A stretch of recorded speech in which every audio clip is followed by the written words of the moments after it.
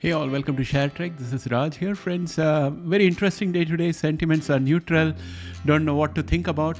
And we are waiting for the minutes from the Jackson Hole Symposium. So FOMC minutes. So let us see what happens. But in the meantime, what we could do is have a look at how the market is responding this morning. I'm recording this video around 9:39 or 9:40 a.m. And it's going to be brief, to the point, and we're going to talk about genomics as well. With that said, let's get started. Welcome back, friends. We are looking at the fear and greed index, and it shows that we are neutral, 47. Things have to move a little bit towards greed for us to make some money. And personally, I'm still optimistic. I don't have any major reason to change my thought from yesterday, and I'm still holding on to FNGU. And I'm still holding on to Nvidia. I think until we get results from Nvidia, things are going to be okay. Nasdaq futures are up 0.15%. And if we were to look at QQQ, which is our proxy, it's also doing well. It's positive. Nasdaq itself is also positive. And as I mentioned yesterday, I'm thinking that we are going to hit this resistance out here at 487.20 before turning downwards. That is my thought. But we have some sort of resistance out here that is holding us back for the last 3 days. And the resistance is around $481 to $482, something in that range. But our momentum looks good, and our MACD is also bullish. So that gives me hope that things are going to look okay. And if we look at VIX today, VIX is elevated by 2.33%, and it has got the support at 15.88. So I think we're likely to move sideways today at the worst case scenario, but I don't think that we are going to do very bad, because we have immediate resistance from the 50-day exponential moving average and the 9-day exponential moving average for VIX, and it will continue to stay below 20. That said, if I look at the put-call ratio, it's mildly bullish, not as bullish as it was yesterday. And then let us go on to genomics first, because all genomics shares are doing very well. In fact, most of them. Allogen is up 6.82% and looking very strong on the charts with plenty of upside. Bluebird Bio is up marginally by 3.77%. As a penny stock, it doesn't matter much. It's just 2.5 to 3 cent worth of positives. Chart is still looking weak, but we are kind of bouncing off from the support on the RSI chart that is at 33.04, where it has bounced back before. That's what this green line is all about. We put this there maybe a few days ago. And MACD is moving towards the signal line to cross over to the bullish side. Let us see how long this works. Caribou Biosciences is up 3.29%. Chart is starting to look good and more upside left. Prime is up 2.75%, and it has got a resistance here at 4.50. It is at 4.49. I forgot to make this red. So red shows resistance. Momentum still needs to go up, but it is improving, but it's still below average. MACD is looking good, so I'm feeling good about the MACD. That's a positive aspect. Editas was up 1.01% this morning, and chart is still looking very weak. A lot of improvement needed out here. Beam Therapeutics is being pushed down by resistance at 25.10. We are at 25.02. And by the looks of it, the momentum is improving and the MACD is trying to move to the bullish side. So there is a good chance today that we might convert this resistance at 25.10 into a support. Next, look at Iovance, which is a recent addition to our watch list. We are looking pretty good with Iovance. And one could argue that if you look at the daily chart, you could have a reverse head and shoulders pattern out here, which is a bullish pattern. But at the same time, we have a huge gap up out here, which needs to be filled. So it's an irregular upward move, but it has, in the last few days, it has overcome resistance at 10.88 and converted that into a support. And today it has converted 11.30 into a support. So things are looking pretty good for Iovance. There's little more room on the RSI before it becomes overbought. But MACD is starting to move towards the signal line. So a bit of consolidation might be in the books for tomorrow for Iovance. Then look at Verve. We have Verve gaining 1.58%. Chart is still looking weak. ARCG is up 1.14%. And this is a good pattern forming. If this green candle stays within this red candle, then tomorrow we can expect a breakthrough upward, because that will be a bullish signal from a candlestick pattern perspective. Momentum is good. MACD is also bullish. Everything looking good for ARKG right now.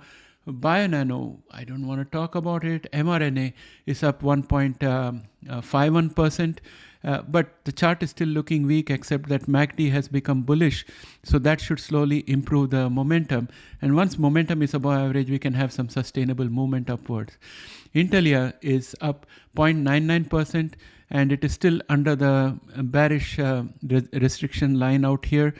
And chart is just getting better now. We have the momentum at average and MACD at bullish.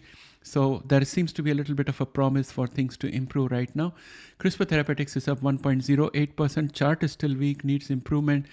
PSEB again seems range bound. As I mentioned, a long-term swing action could be in place. When I say long-term swing action, I'm saying that it takes a little while for the swing trade in this particular counter to provide results. So a little bit of patience is needed. And I think anywhere between 2 to 3 weeks is the time frame in which some results can be expected. Ginkgo Bioworks is down, it's up 1.17%, but still post-split, it lost a huge amount. So we are just having a dead cat bounce here, in my opinion. IMTX was down 0.34%. It's still under the resistance out here at 11.78. So I'm going to mark this red and make this a thinner line. And then Grail continues to do worse. It's still under the 9-day and the 20-day exponential moving average. So things are looking very neutral for Grail. It is just consolidating. Alt immune is up 0.56%. Chart is looking pretty good. I'm expecting better things from alt immune. We still have resistance out here, and the resistance is at 8.13. Illumina is down 0.38%, but it's definitely above the bullish channel that we have created before. So now what I'm going to do is I'm going to remove this bullish channel and create a new one, which is much more steeper. This will show you the quality of power that is present in the current uptrend for Illumina. So Illumina in my books is looking pretty good. There is still room on the RSI before it becomes overbought.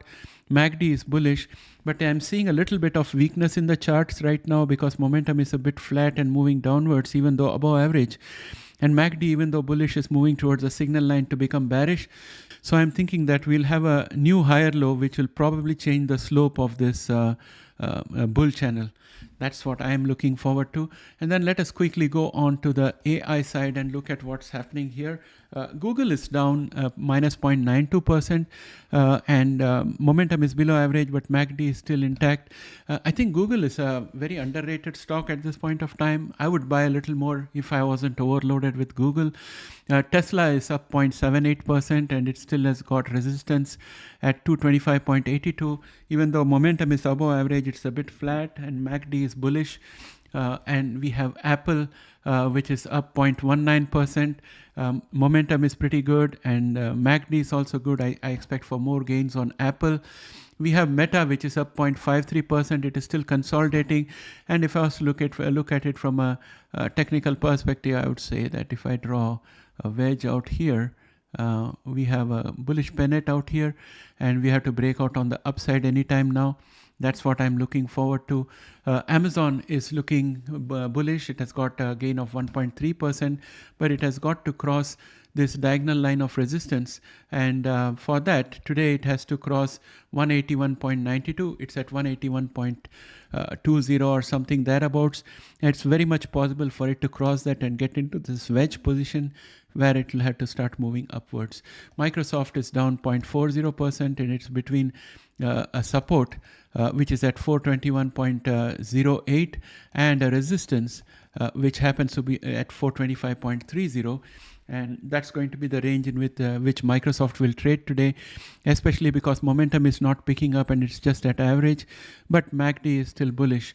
So I'm looking at AMD next, and it's up 0.29%. We had a bearish candle yesterday, even though it gained value.